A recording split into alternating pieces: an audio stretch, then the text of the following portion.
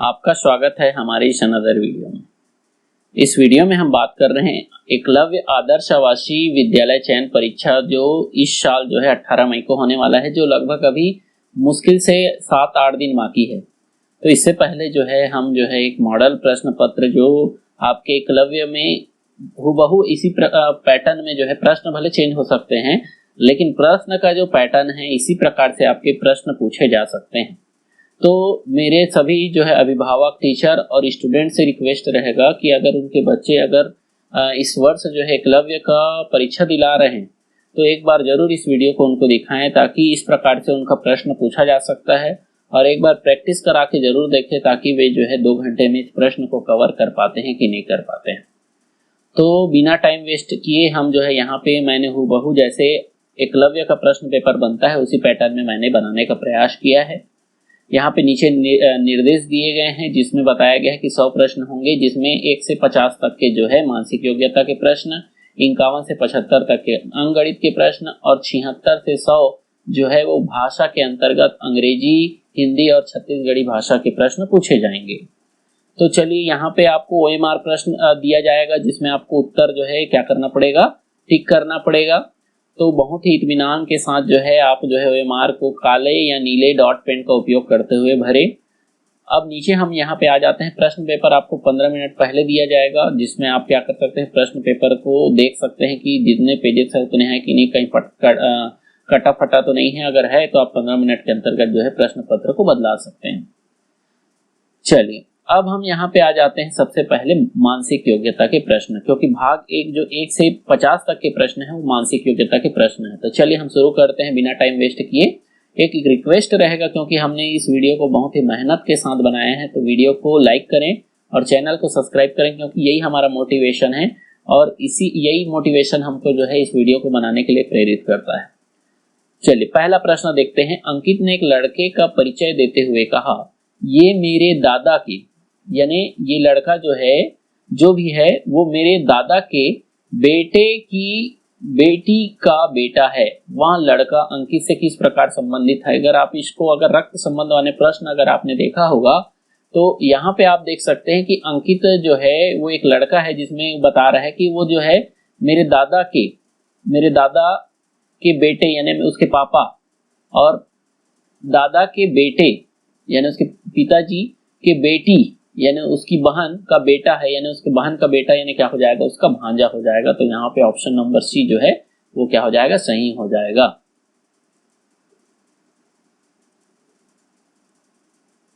तो option number C सही हो गया। अगला प्रश्न देख लेते हैं। नीचे दी गई श्रृंखलाओं में प्रश्नवाचक चिन्ह के जगह में कौन सी संख्या आएगा। तो पहले हमको पहले पैटर्न को समझना है, क्या बन रहा है। 4 के बाद 12 आया, तो क्या हो रहा है, 4 में क्या करेंगे तो 12 आ सकता है। तो 4 में 3 का गुणा करते हैं तो 4 तिया 12, 12 में 3 का गुणा करते हैं तो 12 तिया 36, 36 में 3 का गुणा करते हैं तो 108 और 108 में 3 का गुणा करते हैं तो आ जाता है 324। तो यहाँ पे ऑप्शन नंबर बी जो है वो सही हो जाएगा। अगला देख लेते हैं यहाँ पे प्रश्न नंबर 3। अगर एक महीने का 15वां दिन शनिवार है, 15वां दिन शनिवार है, यहाँ पे इसको तीसरा शनिवार है, इसको छोड़ दो। यहाँ पे एक महीने का 15वां दिन जो है वो शनिवार है, तो उस महीने का अगला प्रश्न नंबर 3 देख लेते हैं।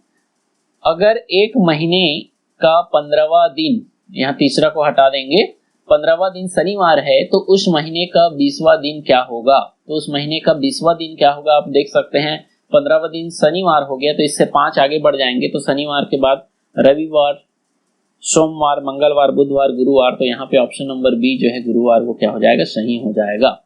अगला देख लेते हैं। सही जल प्रतिबिंब का चयन करें। तो सही जल प्रतिबिंब हमेशा क्या होता है, नीचे बनता है। तो जब नीचे बनेगा तो जो नीचे का पोर्शन रहता है वो सबसे पहले बनता है, यानी ये वाला जो पोर्शन है वो पहले बनते हुए आएगा, यानी नोकीला हिस्सा जो है लास्ट में जाएगा। तो ये नोकीला हिस्सा जहां ऊपर में है वो तो हट जाएगा। फिर उसके बाद जिस पॉइंट से आपका एंड हुआ है ये वाला, वहीं से शुरू होगा, तो ये वाला ऑप्शन नंबर ए जो है वो क्या हो जाएगा, सही हो जाएगा। तो ऑप्शन नंबर ए इसका चौथे का आंसर सही हो जाएगा। अगला आ जाते हैं प्रश्न नंबर 5।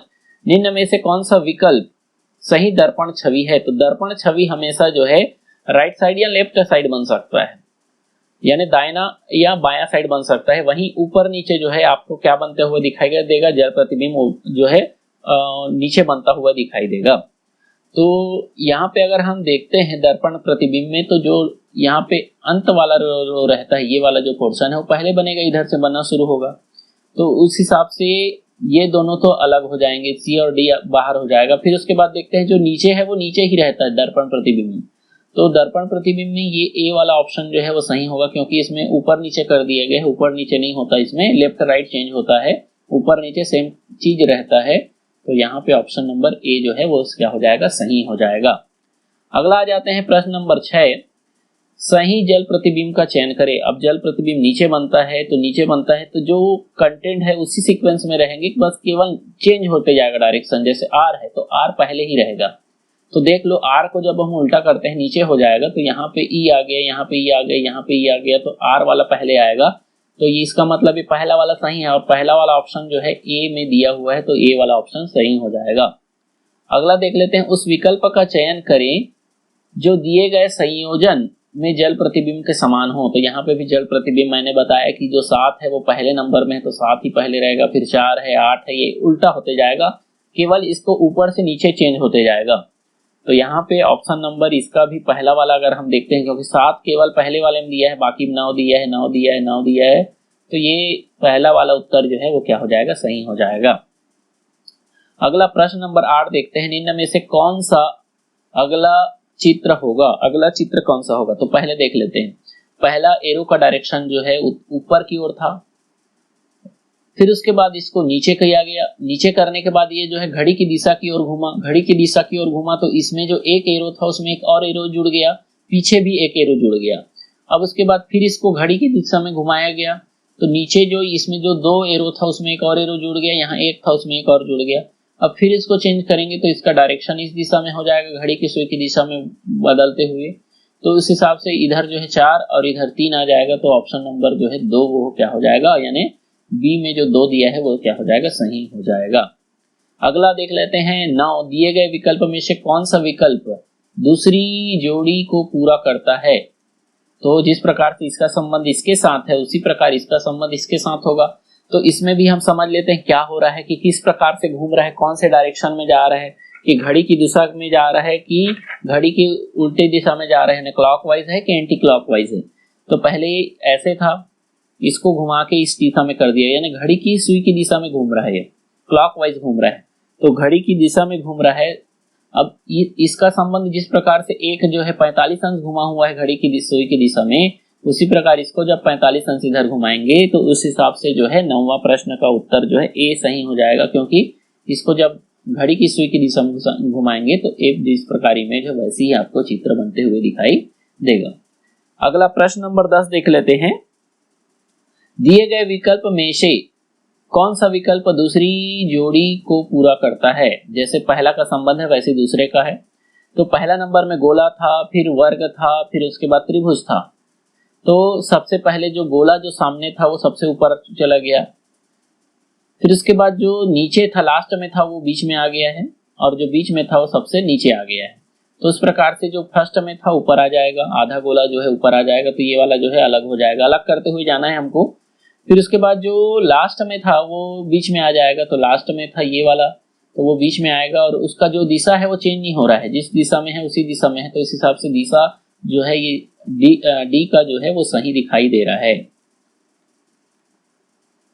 अगला आ जाते हैं प्रश्न नंबर 11। तो इसी प्रकार से आपको जो है प्रश्न को करते हुए जाना है। वीडियो लंबा हो सकता है, लेकिन एक बार आप अपने परीक्षा में जाने से पहले इस वीडियो को पूरा जरूर देख लें, ताकि आपको कोई भी डाउट जो है परीक्षा से संबंधित ना रहे।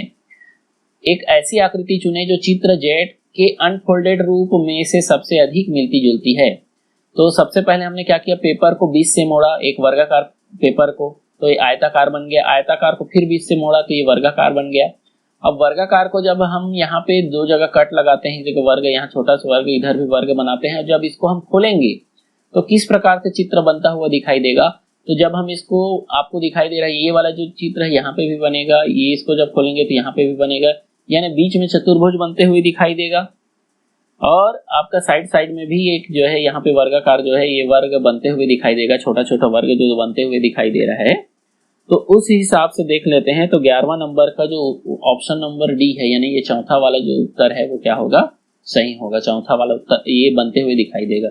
ये वाला नहीं बन सकता क्योंकि इसमें जो है ये डायमंड शेप बनते हुए दिखाई दे रहा है, जबकि ये डायमंड शेप नहीं, ये क्या बन रहा है, वर्गाकार चित्र बन रहा है। तो इस चीज का भी ध्यान रखना है आपको। अगर इसको डायमंड शेप में काटा रहते तो डायमंड शेप इसी प्रकार का चित्र बनते हुए दिखाई देता।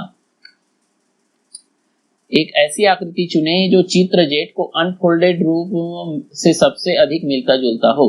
यानी हम इसको फोल्ड किए हैं और फोल्ड करने के बाद काट रहे हैं, तो अनफोल्डेड में कैसे दिखाई देगा। तो यहाँ पे हमने एक गोला इस प्रकार से इसको मोड़ दिया, एक गोलाकार चित्र को, फिर उसके बाद इसको फिर आधा कर दिए, यानी 1/4 के रूप में हमने बांट दिया। अब उसके बाद जब इसको में हम गोल आकृति बना रहे हैं तो क्योंकि इसमें 4 परत बने हुए हैं तो 4 गोल बनते हुए दिखाई देंगे। तो ये 3 तो बन नहीं सकता, 2 भी नहीं बन सकता, 5 भी नहीं बन सकता, तो 4 बनेगा। तो इस प्रकार से भी आप जान सकते हैं कि इसके अंदर 4 परत है तो 4 गोला बनेगा। तो इसका उत्तर आ जाएगा ऑप्शन नंबर डी जो है वो उत्तर सही हो जाएगा। अगला आ जाते हैं 13वां नंबर। वह विकल्प आकृति याद कीजिए जो भाग में प्रश्न आकृति है। तो प्रश्न आकृति यानी ये वाला जो प्रश्न आकृति है वो हमारे कौन से ये वाला जो प्रश्न आकृति है हमारे जो उत्तर आकृति में किसमें समाहित है, यानी ये हमारा इसमें कौन सा समाहित है। तो देखिए ये वाला जो आकृति है इसमें समाहित नहीं दिखाई दे रहा है। इस वाले को भी देखते हैं तो इसमें जो है ये बीच वाला जो पोर्शन है बहुत ही पतला दिखाई दे रहा है, ऊपर का तो बनता हुआ दिखाई दे रहा है। लेकिन अगर हम देखते हैं तीसरा वाला जो है सी नंबर का, तो ये जो है बनते हुए हमको दिखाई दे रहा है। तो वैसे ही सावधानी पूर्वक आपको जो है परीक्षा में भी प्रश्नों को हल करना है ताकि कोई भी गलती ना हो। अगर कोई गलती होने की गुंजाइश दिखता है या कहीं पे कंफ्यूजन रहता है तो उस प्रश्न को छोड़ दें और वहां पे आप हाईलाइट कर दिए रहें, थोड़ा सा टिक कर दिए रहें कि ये प्रश्न मेरे से छूटा है, और अंतिम समय में उस प्रश्न को बनाने के बारे में सोचें, क्योंकि आपके पास समय जो है 2 घंटा ही रहेगा और 2 घंटा में आपको 100 प्रश्न हल करने रहेंगे। चलिए प्रश्न नंबर 14 देख लेते हैं कि प्रश्न नंबर 14 ये वाला जो है चित्र कौन से वाले चित्र में समाहित है। तो अगर हम देखते हैं तो ये तो गोला, तो ये वाला जो बना हुआ है, लेकिन ऊपर का जो यहाँ पे लाइन है वो नहीं बना हुआ है। इस वाले में देखते हैं तो यहाँ पे तो वो भी नहीं इसमें भी वही लाइन बना हुआ दिखाई नहीं दे रहा है, इसमें भी नहीं दिखा रहा है। लेकिन तीसरा वाले में आपको लाइन बनते हुए दिखाई दे रहा है, यहाँ पे लाइन बनते हुए दिखाई दे रहा है। तो इस प्रकार से तीसरा वाला जो है उत्तर सही हो जाएगा। चलिए अगला हम देख लेते हैं।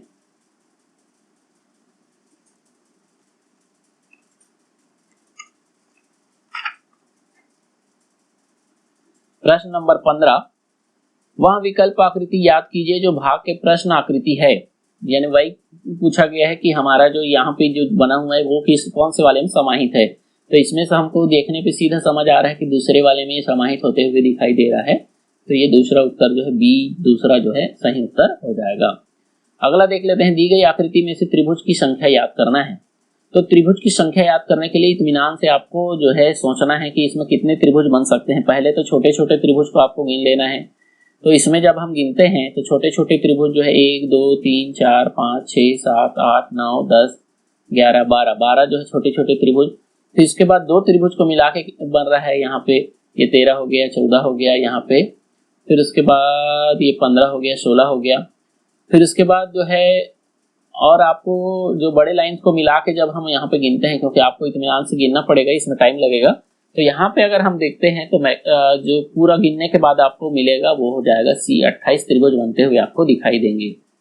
तो आपको वहाँ पे आपका प्रश्न जो पत्र रहेगा वो आपका रहेगा, उसको आपको उसी में आप जो है काउंट कर सकते हैं और काउंट करने के बाद कितना त्रिभुज बनते हुए दिखाई देगा वो पता चल जाएगा।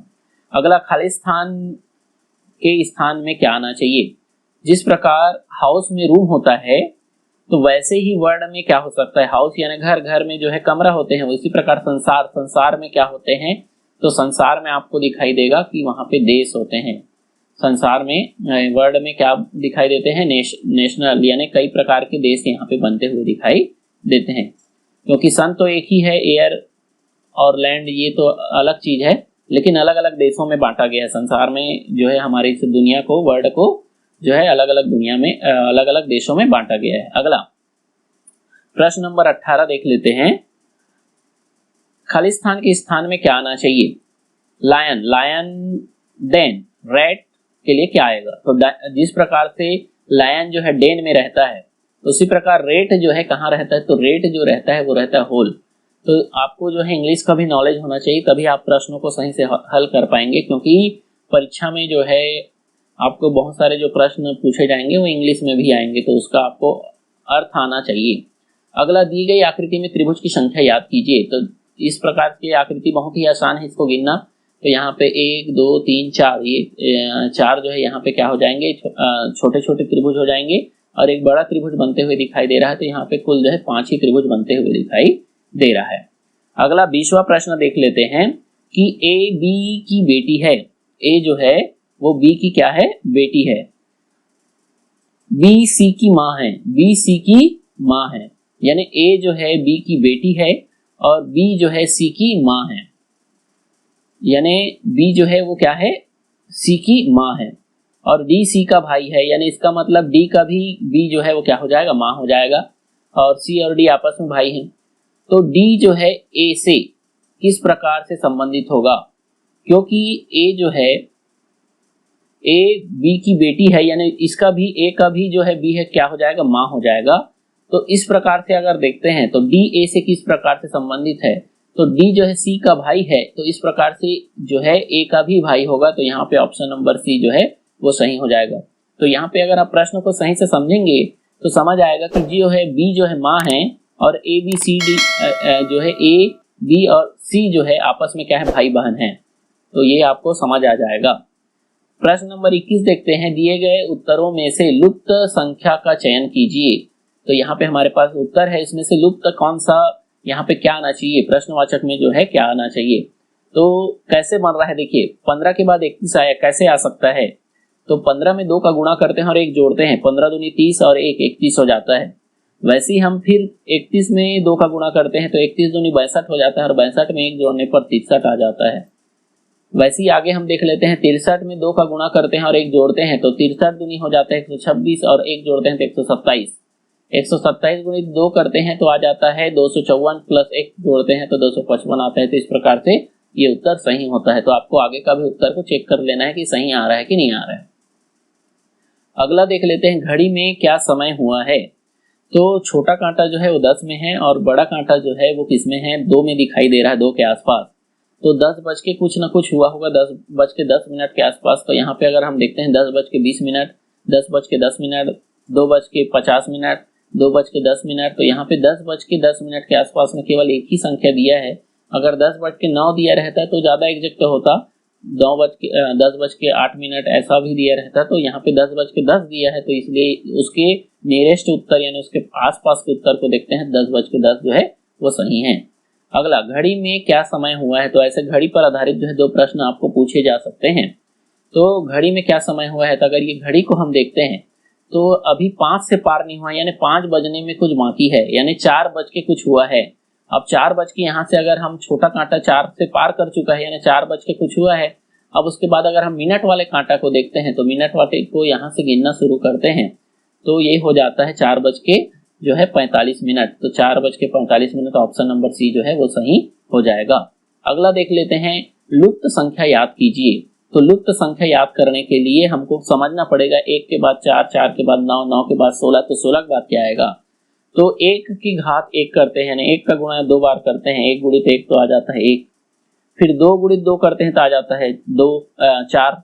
फिर 3 गुणित 3 करते हैं तो आ जाता है 9। तो इस प्रकार से ये बढ़ते जा रहा है।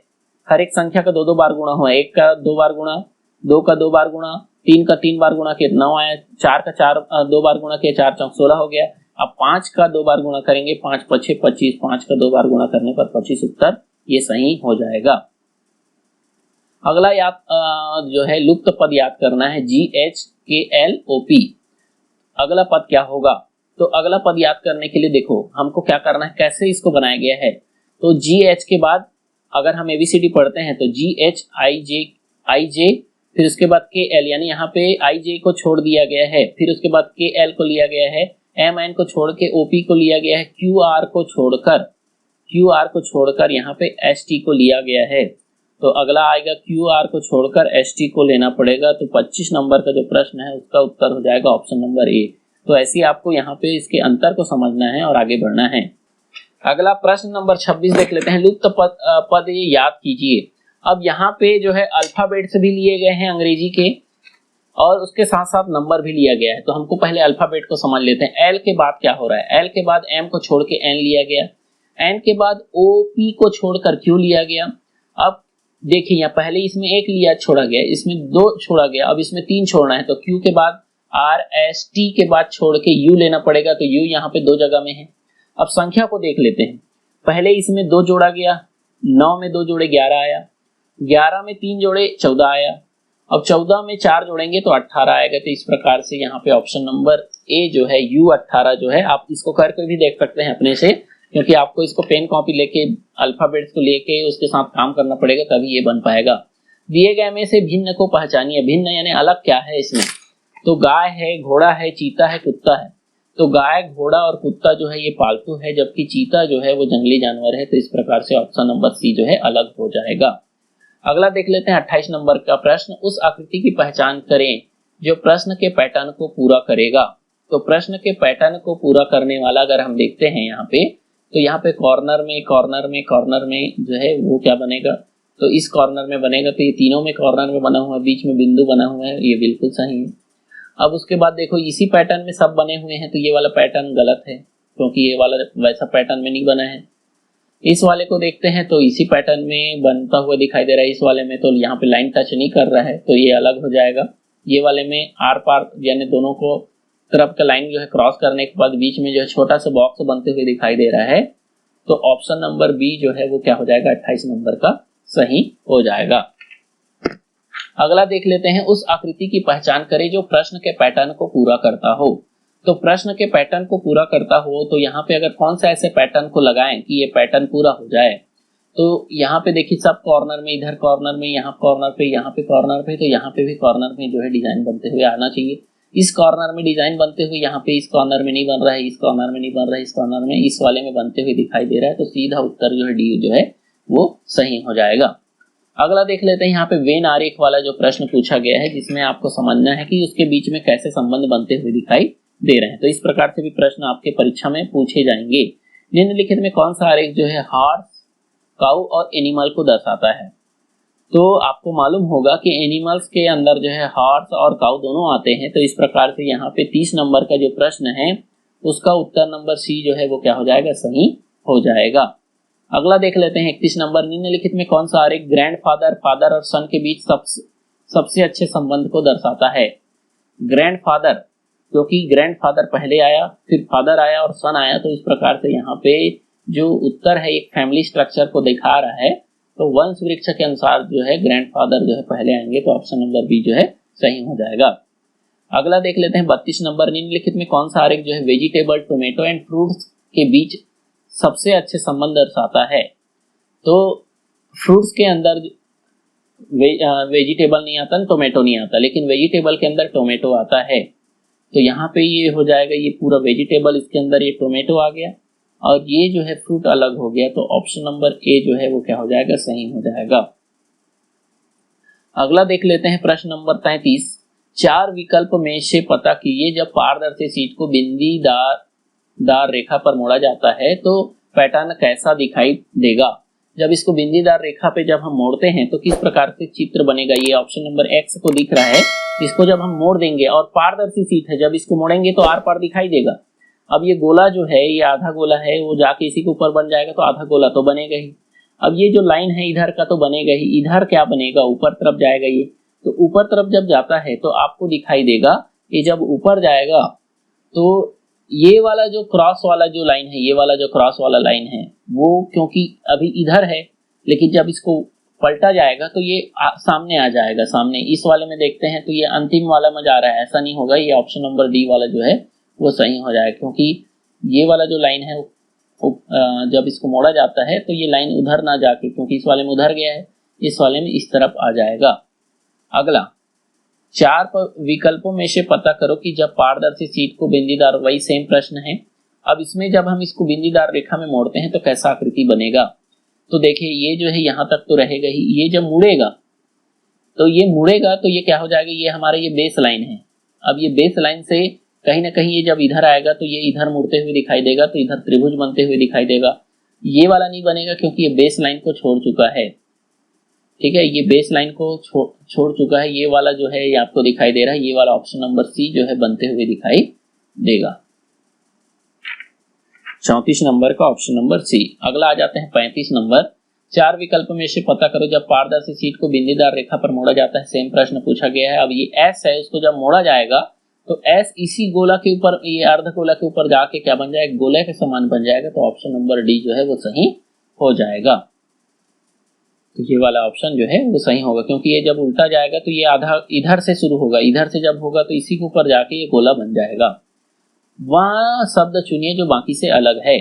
तो डक है, पैरोट है, मैना है और पिजन है। तो दिए गए में से अगर डक भी बर्ड है, पैरोट भी है, मैना भी है, पिजन भी है, लेकिन डक एक ऐसा बर्ड है जो पानी में तैर सकता है, बाकी जो है पानी में नहीं जाते हैं। अगला आ जाते हैं, वह शब्द चुनिए जो बाकी से अलग है। तो अगस्त, जनवरी, मार्च और जून। तो आपको मालूम होगा सी अब जून और 30 के, बाकी सब 31। तो यहाँ पे अगस्त, मार्च और जनवरी जो है वो 31 दिन के हैं, केवल जून यहाँ पे 30 दिन का है। तो इसलिए ऑप्शन नंबर डी जो है वो सही हो जाएगा। तो 37 नंबर का ऑप्शन नंबर डी जो है वो सही हो जाएगा। अगला आ जाते हैं प्रश्न नंबर 38। सबसे अच्छे विकल्प चुने जो इस शब्द के समान अर्थ व्यक्त करता है। एस्योर्ड, यानी किसी चीज के लिए आप एस्योर्ड हैं, एकदम क्या है, कॉन्फिडेंट हैं। तो एस्योर्ड का जो 38 नंबर, एस्योर्ड का जो सही उत्तर होगा वो कॉन्फिडेंट, यानी आप एकदम एस्योर हैं कोई उत्तर देने के लिए, तो कॉन्फिडेंट इसका सही उत्तर हो जाएगा। बाकी जो है इंश्योर्ड, डेफिनेट, डाउटेड ये अलग हो जाएगा, लेकिन यहाँ पे कॉन्फिडेंट जो है उत्तर सही हो जाएगा। अगला हनी, हनी के साथ जो है सबसे अच्छा संबंध किसका है? फ्रूट का है, सीड का है, फ्लावर का है, ट्री का है।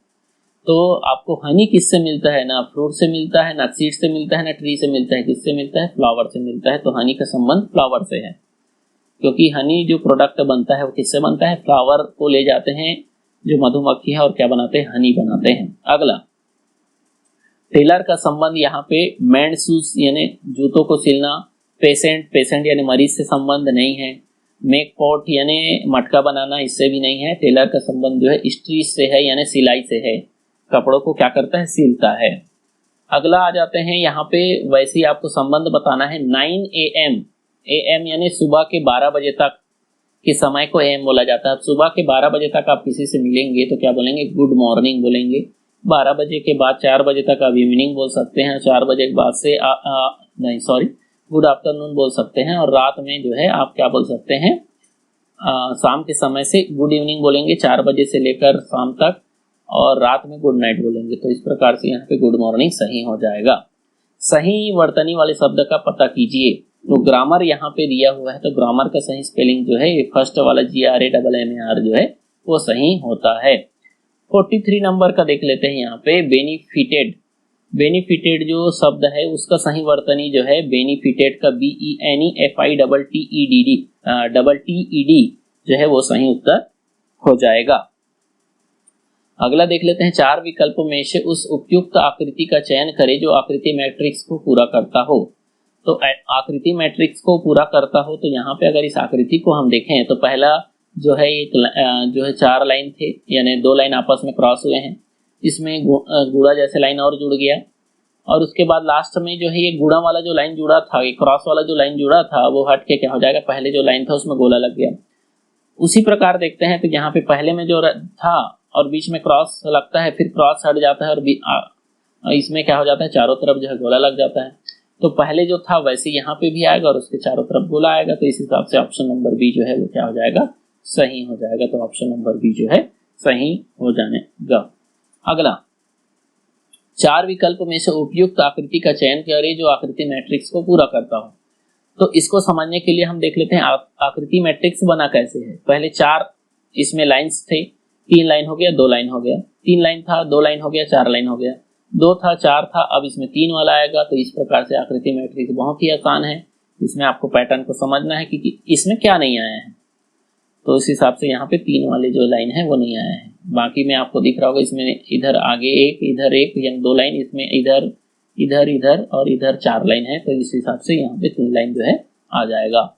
अगला, रेखांकित शब्द का जो है संबंध यहाँ पे बताना है। आवश्यक भाग जो है क्या है, तो school, student, report card, learning और टेस्ट। तो स्कूल का कब महत्व है, जब स्टूडेंट वहां रहेंगे, तो इस हिसाब से स्कूल का सबसे बड़ा महत्व जो है स्टूडेंट से है। तो स्कूल जो है बिना स्टूडेंट के संभव ही नहीं, तो स्टूडेंट जो है बहुत ही इंपॉर्टेंट पार्ट है। अगला है पेन, पेन यानी दर्द। तो दर्द कब होगा, यहाँ दर्द का संबंध किससे है, तो यहाँ बर्न, कट, हर्ट या गेन। जब हमको पेन होगा तो सबसे ज्यादा क्या होगा, हमको हर्ट होगा। तो यहाँ पे पेन का जो संबंध है वो है किससे, हर्ट से। अगला, वह शब्द चुनिए जो बाकी से अलग है। ब्रांच, रूट, लीफ और डर्ट।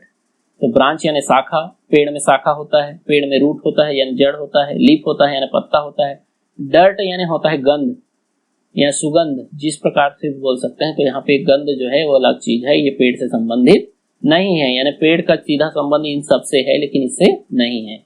अगला देख लेते हैं, यहाँ पे दिए गए में प्रश्न की जगह में क्या आएगा। तो यहाँ पे प्रश्न वाला जो यहाँ पे प्रश्न आकृति दिया हुआ है इसमें क्या आएगा, तो देख लेते हैं पहले ये कैसे आया। तो 5 और 3 का गुणा हुआ, 5 या 15 और 4 जुड़ा, तो 5 या 15, 4 19 हो गया, तो ये 19 आया। इसको भी देख लेते हैं, 6 चौक 24 और 5 जुड़ा, तो 6 चौक 24, 5 29 हो गया। तो उसी प्रकार यहाँ पे 7 5 35, 35 और 6 को जोड़ेंगे तो 40 उत्तर आ जाएगा। तो अभी मेरे पास समय कम है, क्योंकि कम समय में आपको बताना है ताकि आपको सारा प्रश्न जो है हल हो सके। आप लोग और जो है समय लेकर इस प्रश्न को वीडियो को पॉज करके रोक के भी आप लोग जो है देख सकते हैं। चलिए अगला देख लेते हैं। 120 के बाद 99 श्रृंखला पूरा करना है। 120 के बाद 99, 99 के बाद 80, 80 के बाद 63, 63 के बाद 48। तो देखिए 120 के बाद आ रहा है 99, तो कितना कम हो गया, तो 120 में यहाँ पे कम हो गया 21। फिर उसके बाद 99 में 80 कम करते हैं तो 19 कम हो जाता है। फिर 19 में 80 में 63 कम करते हैं तो यहाँ 17 कम हो जाता है, 17 कम हो जाता है। फिर उसके बाद इसमें कम करते हैं तो यहाँ जो है 15 कम हो जाता है। अब 15 यानी 2 कम होते जा रहे हैं, और यानी पहले जो था 21 था, 21 के बाद यहाँ 19 आ गया, 19 के बाद यहाँ पे 17 आ गया, 17 के बाद यहाँ 15 आ गया, 15 के बाद यहाँ 13 आ जाएगा। तो 13 जब हम कम करते हैं इसमें तो उत्तर आ जाएगा ऑप्शन नंबर ए 35। 48 में जब हम 13 कम करेंगे तो आ जाएगा 35, तो ऑप्शन नंबर हो जाएगा 50 का ए। तो इस प्रकार से मानसिक योग्यता के 50 प्रश्न पूरे हो गए। अब हम आ जाते हैं भाग 2, जिसमें अंकगणित के प्रश्न पूछे जाएंगे, और ये 25 प्रश्न रहेंगे 51 से लेकर जो है 75 तक के प्रश्न। तो चलिए हम जो है इसको भी अंकगणित के प्रश्न को शुरू करते हैं।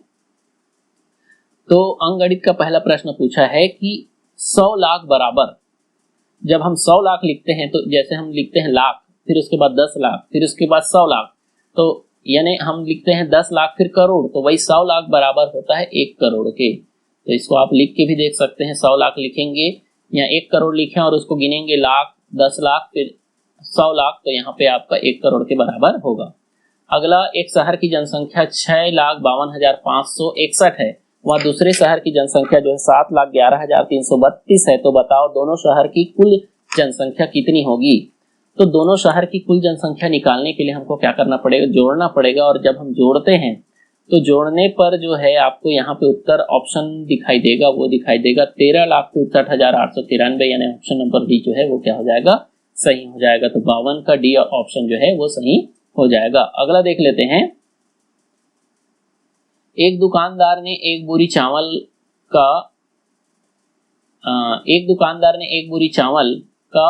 1250 रुपए में खरीदा, यानी एक दुकानदार 1250 रुपए में चावल खरीदा और 75 रुपया लाभ प्राप्त कर बेच दिया, यानी इसको क्रय किया है 1250 रुपए में और बेचेगा 75 रुपए लाभ कमा के, यानी ज्यादा में बेचना है। तो क्रय मूल्य धन लाभ जब जोड़ेंगे तब विक्रय मूल्य प्राप्त होगा। तो जब हम दोनों को जोड़ते हैं तो यहाँ पे आ जाता है ऑप्शन नंबर ए 1325 रुपए। तो 53 का हो जाएगा ऑप्शन नंबर ए 1325 रुपए। अगला देख लेते हैं। यहाँ पे अंक 0, 3, 8, 6 तथा 9 से बनने वाली बड़ी से बड़ी संख्या व छोटी से छोटी संख्या का अंतर। तो पहले बड़ी संख्या बनाने के लिए हमको बड़ी संख्या को पहले रखना पड़ेगा, 9, 8, 6, 3, 0। फिर उसके बाद छोटी संख्या बनाने के लिए, क्योंकि हम शून्य से शुरू नहीं कर सकते, इसलिए 3 को रखने के बाद शून्य रख देंगे, 3 छोटी संख्या हो जाएगा, 3 फिर शून्य फिर 6 फिर 8 फिर 9, और दोनों को जब हम घटाते हैं आपस में तो घटाने पर यहाँ पे ऑप्शन नंबर जो है डी जो है वो उत्तर सही हो जाएगा, क्योंकि इसमें आ जाएगा 67,941 जो है वो आएगा। अगला देख लेते हैं, यहाँ पे हल कीजिए। तो हल कर कीजिए यहाँ पे 63/21 धन 91/13। जब हम इसको भिन्न को क्या करते हैं, सरल करते हैं, तो यहाँ पे 21 से ये भाग चला जाएगा, 21 तिया 63, और ये 13 से चला जाएगा, 13 सत्ते 91। तो यहाँ पे 3/1 यानी 3 ही आएगा, और 7/1 यानी 7 ही आएगा। 3 और 7 को जोड़ेंगे तो 7 3 10 जो है उत्तर सही हो जाएगा। अगला देख लेते हैं यहाँ पे कि 15, 25, 35 का महत्तम समापवर्तक याद कीजिए। तो 15, 25 और 35 का महत्तम समापवर्तक जब हम निकालते हैं तो महत्तम समापवर्तक निकालने के लिए आप क्या करेंगे, यहाँ पे बड़ी से बड़ी संख्या को लीजिए और इसको भाग दीजिए, तीनों को भाग जाना चाहिए। तो यहाँ पे 70 से तो भाग नहीं जाएगा क्योंकि सब संख्या इससे छोटे हैं, 50 से भी देंगे तो नहीं जाएगा, 30 से तो 15 नहीं जाएगा, लेकिन 5 एक ऐसा अंक है जिसे तीनों भाग चला जाता है, इसलिए इसका उत्तर जो है वो क्या हो जाएगा, 5 हो जाएगा। तो आप चाहें तो महत्तम समापवर्तक अलग अलग निकाल भी सकते हैं, लेकिन इसमें समय ज़्यादा लगता है और परीक्षा में आपके पास समय कम रहता है, तो इस विधि से भी आप निकाल सकते हैं कि उत्तर में दिए गए बड़े से बड़े संख्या से भाग देना शुरू करना है, और तीनों संख्या जिस संख्या से भाग चला गया बड़ा संख्या से, तो वही महत्तम समापवर्तक हो जाएगा। अगला, यदि 330 रुपए में 3 लीटर तेल आता है तो 7 लीटर तेल का मूल्य याद कीजिए। तो पहले 1 लीटर का हमको निकालना पड़ेगा। 330 को जब 3 से भाग देंगे, क्योंकि इसको जब हम निकालते हैं एक ही के नियम से, तो यहाँ पे आ जाएगा 110 रुपए, और 7 लीटर का जब 110 गुणित 7 करेंगे तो आ जाएगा 770 रुपए, उत्तर सही हो जाएगा। अगला देख लेते हैं प्रश्न नंबर 58। 25 मजदूर ने एक घर जो है 16 दिन में बनाते हैं। 25 मजदूर एक घर को 16 दिन में बनाते हैं, तो 10 मजदूर उस घर को कितने दिन में बनाएंगे।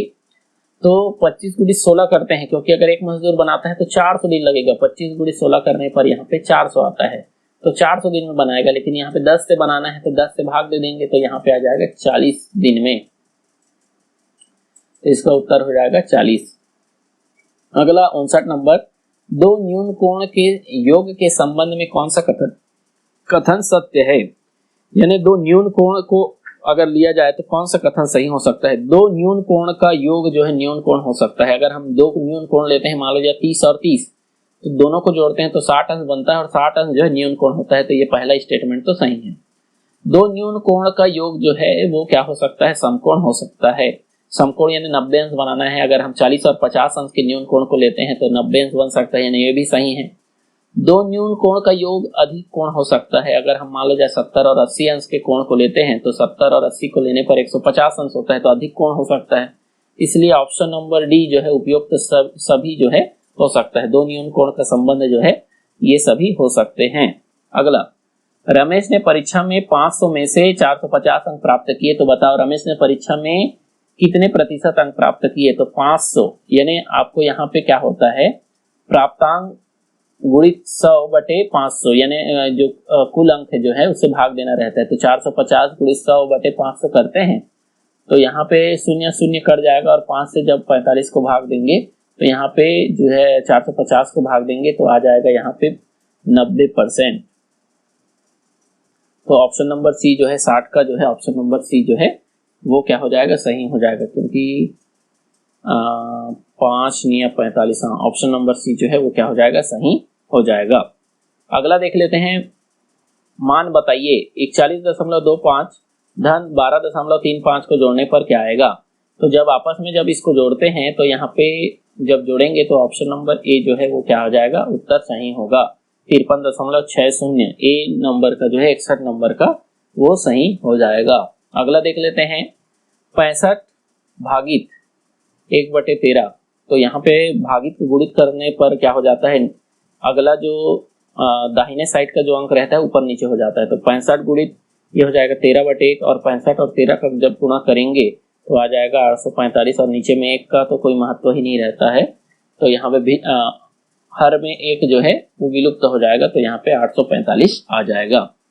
अगला 63 नंबर पे प्रश्न देख लेते हैं कि 4 घंटा 7 मिनट बराबर कितने मिनट। तो 1 घंटा में 60 मिनट, 2 घंटे में 120 मिनट, 3 घंटे में 180 मिनट, 4 घंटे में जो है 240 मिनट, 240 प्लस जो है 7 हो जाएगा, तो यहाँ पे 247, यानी आप 60 गुणित 4 कर सकते हैं, तो 4 घंटे में 240 निकल जाएगा और 7 को जोड़ देंगे तो 247 मिनट निकल जाएगा।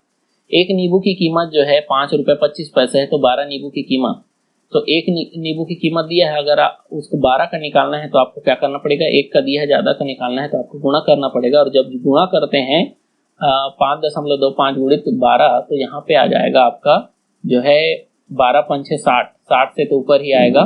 तो यहाँ पे 60 से ऊपर कौन कौन से है, तो ये जो है एकदम ज्यादा हो जा रहा है, 210 और 630 जो है ये गलत है।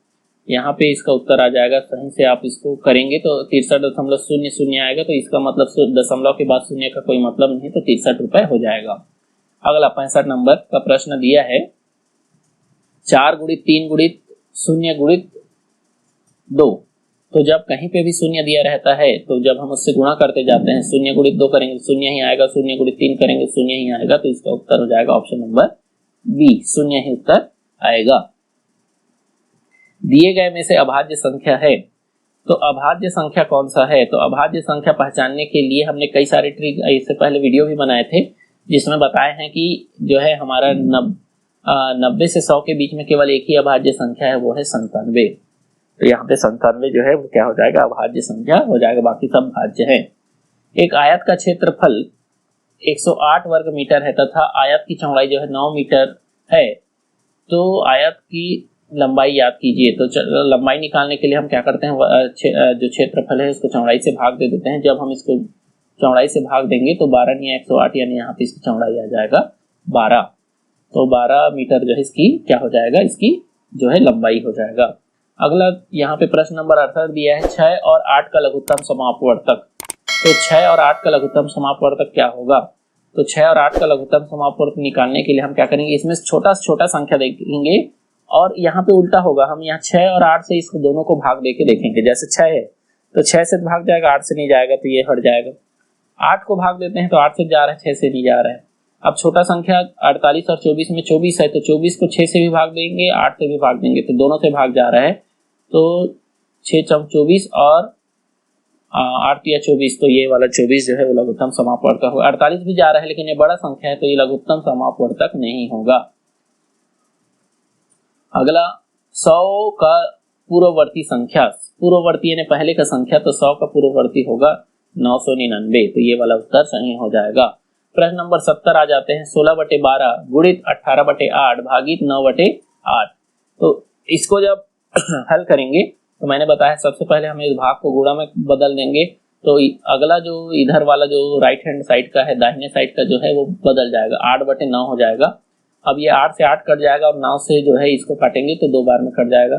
फिर इसी प्रकार से जब हम इसको काटते हैं और गुणा करते हैं तो लास्ट में तो ऑप्शन नंबर ए जो है वो उत्तर सही हो जाएगा। तो 70 नंबर का जो जब पूरा गुणा करने पर सरल आएगा वो 8/3 उत्तर आएगा। 170 का 40% कितना होगा, तो 170 का 40% निकालने के लिए 170 गुणित 40/100 करते हैं, तो यहाँ पे 100 के 0 से 1 0 यहाँ पे कट जाएगा, ये भी कट जाएगा। फिर उसके बाद 17 गुणित 4 करते हैं, तो 17 गुणित 4 करने पर यहाँ पे 17 चौक जो है वो कितना आ जाएगा, 68 आ जाएगा। तो इसका उत्तर नंबर जो है बी जो है वो सही हो जाएगा।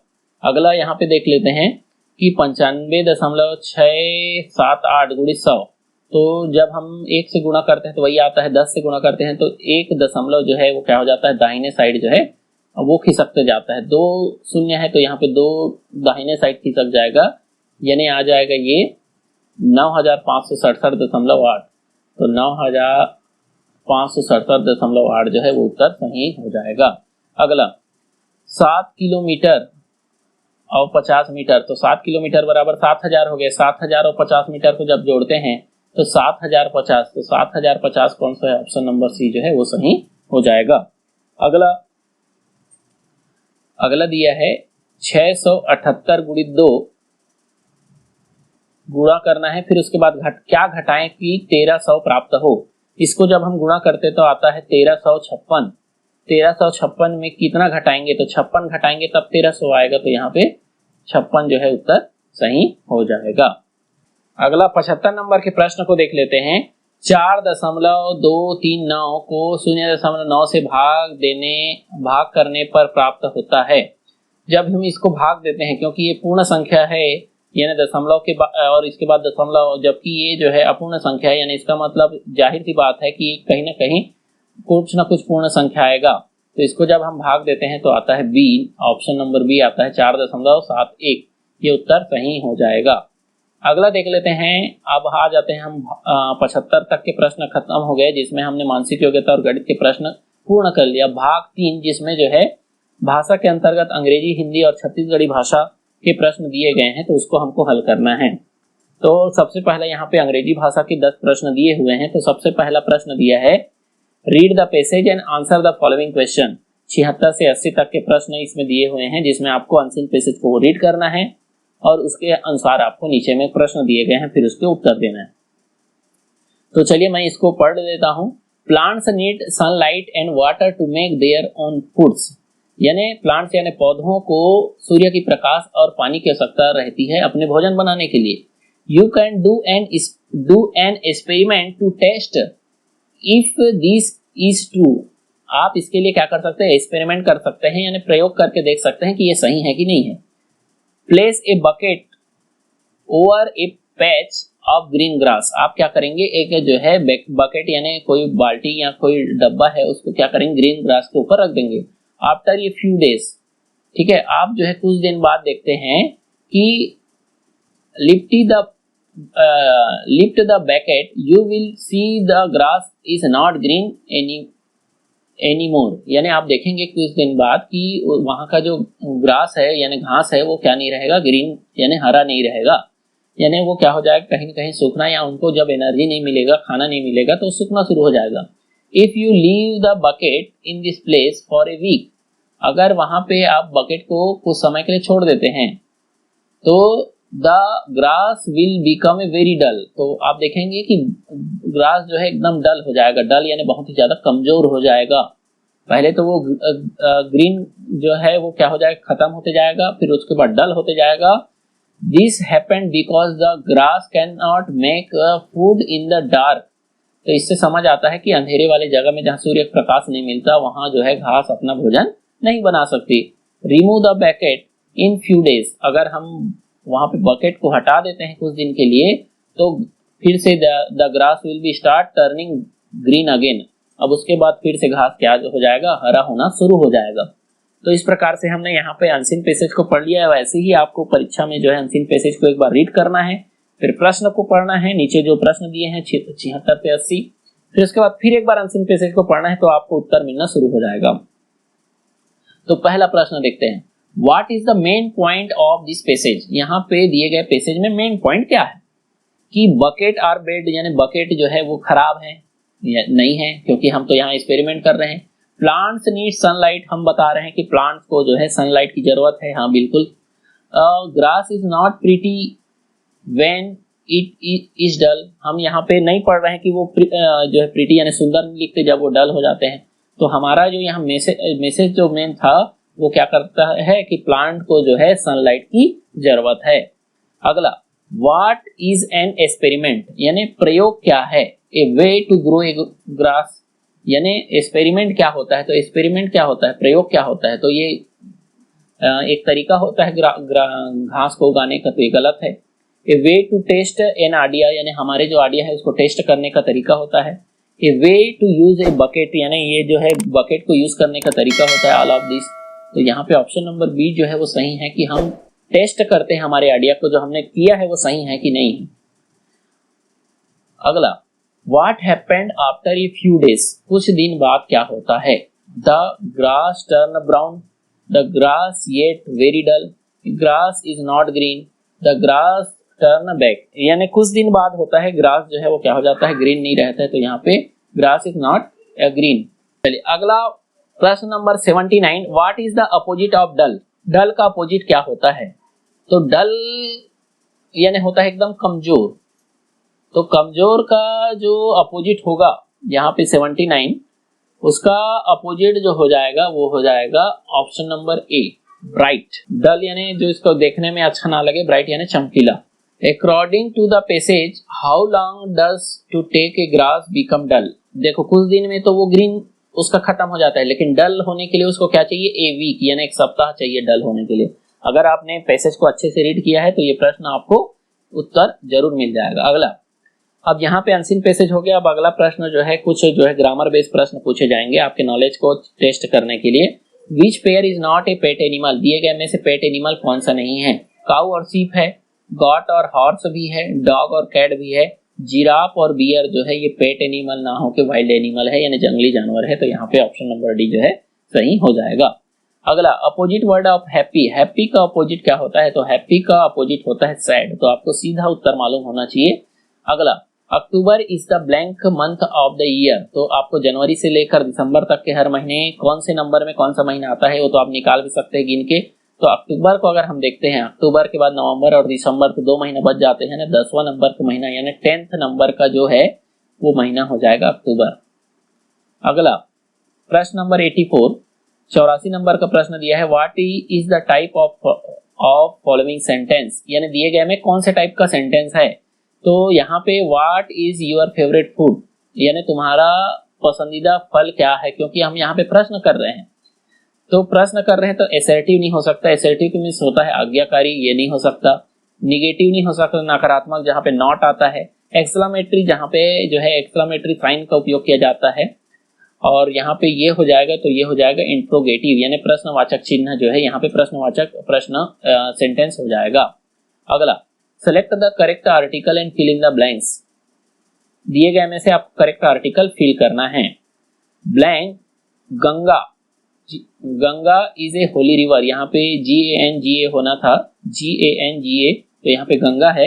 Ganga is a Holi river. तो गंगा जो है वो क्या, तो यहाँ पे गंगा जो है फेमस है। तो फेमस और एक ही पर्सन के बारे में है तो यहाँ पे द आ जाएगा, the Ganga is a Holi river. अब यहाँ पे हमारा इंग्लिश वाला पोर्शन खत्म होता है। अब हम आ जाते हैं अगला जो है हिंदी के पोर्शन में, जिसमें 81 से 90 तक के आपको गद्यांश को पढ़ के उसका उत्तर देना है। एक जंगल में पारिजात का एक पेड़ था। पारिजात का कोई मुकाबला नहीं था, उसकी सुंदरता बेजोड़ थी। तो पहले हम इसको रीड कर लेते हैं। उसका रंग रूप निराला था।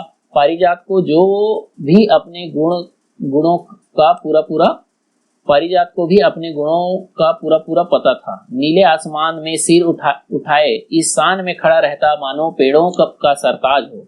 जब बाहर के दिन आते तो पारिजात अनगिनत नन्हे नन्हे फूलों से लद जाता। लगता मानो किसी ने आकाश से सारे तारे तोड़कर पारिजात की शाखाओं पर टांग दिए हैं। नन्हे फूलों से झिलमिलाता पारिजात जब सुगंध भरी पराग जंगल में बिखरता तो जंगल नंदन बन जाता। चुंबक की तरह पारिजात सबको अपनी तरफ खींचता। जिसे देखो वही पारिजात की तरफ भागता। सतरंगी सालें ओढ़े चटकीले तितलियां सहेलियों के साथ झुंड का झुंड बनाकर पारिजात का श्रृंगार देखने आती है तथा जाते जाते फूलों को खींचकर ढेरों पराग अपने साथ ले जाती। तो दिए गए गद्यांश को हमने यहाँ पे पढ़ लिया है। अब गद्यांश के आधार पर जो है नीचे यहाँ पे प्रश्न दिए गए हैं। जंगल में किसका पेड़ था। तो जंगल में यहाँ पे हमें गद्यांश में पढ़ा है कि पारिजात का पेड़ था। तो यहाँ पे ऑप्शन नंबर सी जो है वो सही हो जाएगा। वह अनगिनत फूलों से कब लज जाता था। तो वह अनगिनत फूलों से जो है बाहर के दिनों में यानी बाहर के मौसम में लज जाता था। गद्यांश का शीर्षक क्या होगा। पारिजात जंगल का राजा, पारिजात एक वृक्ष, पारिजात एक नन्हा सा वृक्ष, बाहर के दिन। तो यहाँ पे पारिजात एक वृक्ष जो है ये जो है सही लग रहा है। या पारिजात एक जंगल का राजा भी सही हो सकता है, लेकिन पारिजात एक वृक्ष के रूप में मैंने यहाँ पे इसका उत्तर लिया है। तितलियां क्या करती थी। तितलियां क्या करती थी। तितलियां फूल ले जाती थी, उसके फूलों का पराग ले जाती थी, डालों पर गाना गाती थी, कुछ नहीं करती थी। तो उसके फूलों का पराग ले जाती थी। तो ये ऑप्शन नंबर बी जो है सही हो जाएगा। पारिजात अपने आप को क्या समझता था। तो पारिजात अपने आप को पेड़ों का राजा समझता था, पेड़ों का सरताज समझता था। अमर शब्द का शाब्दिक अर्थ है जो कभी ना मरे या जो ना मरे वो क्या कहलाएगा, अमर कहलाएगा। तो ऑप्शन नंबर ए सही हो जाएगा। कौन सा वस्त्र का पर्यायवाची नहीं है। तो कपड़ा, कर, चीर ये सब बोला जाता है, लेकिन तरु जो है ये वृक्ष के लिए बोला जाता है, तो यहाँ पे तरु उत्तर आ जाएगा। अनुशासन में कौन सा उपसर्ग है? तो किसी भी शब्द के सामने जुड़ने वाले शब्दांश को उपसर्ग कहते हैं, तो यहाँ अनुशासन में अनुपसर्ग जुड़ा हुआ है, तो अनु जो है सही हो जाएगा। निपुण शब्द का शाब्दिक अर्थ, निपुण का मतलब होता है कुशल, तो यहाँ पे ऑप्शन नंबर ए जो है वो सही हो जाएगा।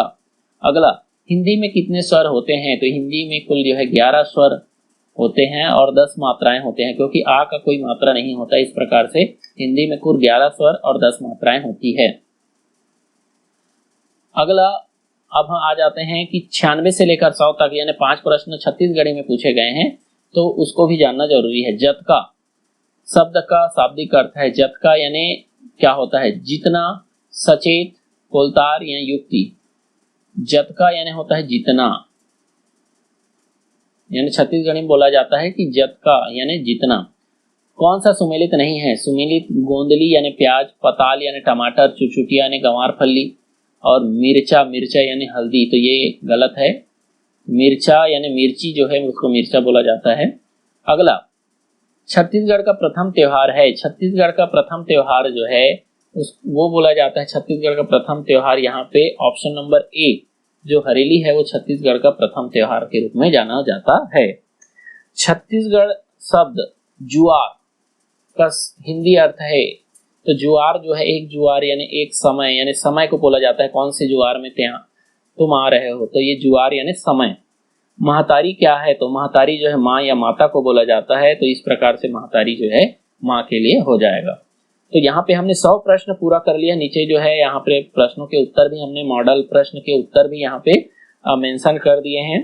आशा करते हैं कि ये वीडियो आपको पसंद आया होगा, और पसंद आया होगा तो वीडियो को लाइक करें और चैनल को सब्सक्राइब करें। और आपको अगर इस PDF की जरूरत होगी तो नीचे आप यहाँ पे कमेंट्स भी कर सकते हैं। अगर जरूरत रहेगा तो हम आप लोग को जो है इसको क्या कर सकते हैं, PDF को दे भी सकते हैं, और आप जो है इस PDF के आधार पर जो है इस प्रश्न पुस्तिका के आधार पर जो है तैयारी कर सकते हैं। तो अभी के लिए बस इतना ही। आशा करते हैं कि आने वाले वीडियो के लिए बने रहेंगे हमारे साथ। Thank you.